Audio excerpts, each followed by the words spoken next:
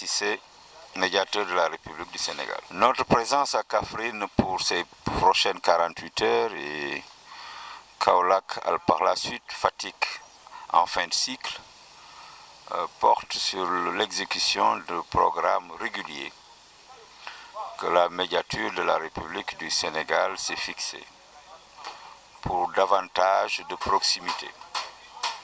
Et cela en réplique immédiate à des suggestions très fortes de son Excellence, Monsieur le Président de la République, lequel nous exhorta à faire de la proximité, davantage de proximité, beaucoup de proximité et toujours de proximité. C'est ainsi que nous avions pensé que rester à Dakar, à la rue Vincent, en son angle avec Faidherbe, et recueillir des réclamations ne suffit pas. Puisqu'à ce moment-là, nous serions forcément inaccessibles.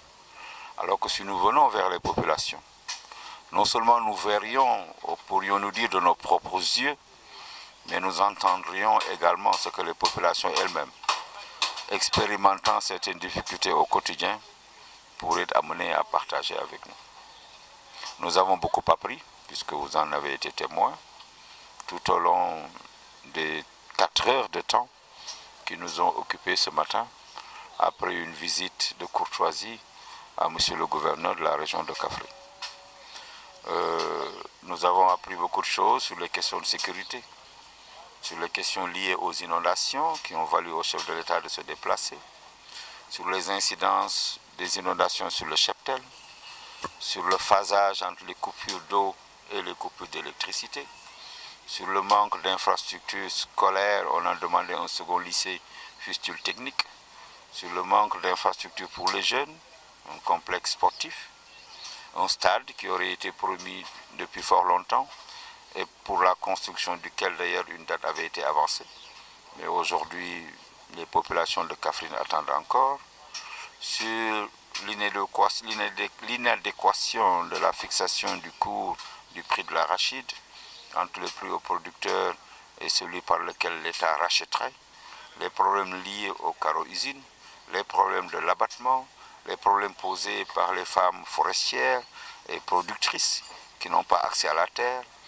La terre n'est pas sécurisée pour celles qui leur sont affectées et cela pose énormément de problèmes quand il s'agira un jour de requérir des garanties pour pouvoir leur octroyer des crédits. Les problèmes sont multiples et variés et je pense que de tout ceci, après la mise en place de la plateforme de médiation qui a été installée tout à l'heure et qui se réunira imminemment, nous pourrions porter à l'attention du chef de l'État, comme la loi nous y oblige, le produit de toutes nos observations pour que des actions concrètes puissent être tirées. Ok, monsieur le médiateur, la problématique des inondations a été largement soulevée. Qui parle de Kaffrine pense forcément à une localité meurtrie par ce phénomène. Quelle est la solution que vous comptez apporter afin de régulariser ce phénomène? Moi, je ne suis pas certainement l'autorité la mieux indiquée pour porter remède aux problèmes récurrents des inondations à Kaffrine. Ce que je ferai et que je fais tout le temps, c'est d'attirer l'attention de l'autorité. L'autorité à son niveau le plus élevé, le président de la République, qui en a déjà été amplement informé, puisque lui-même a fait le pari de se déplacer ici, non seulement pour voir ce qui s'y passe, mais également pour tâter le pouls des incidences des inondations sur le cheptel. Mais je pense qu'il est extrêmement important que des solutions définitives soient apportées par les services techniques de l'État du Sénégal en charge de ce secteur-là.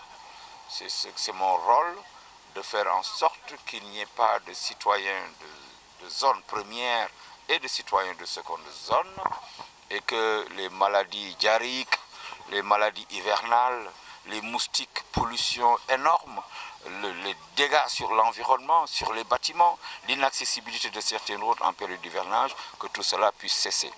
Et que les populations de Kaffrine n'aient absolument rien à envier à celles de Thiès, de Saint-Louis ou d'ailleurs.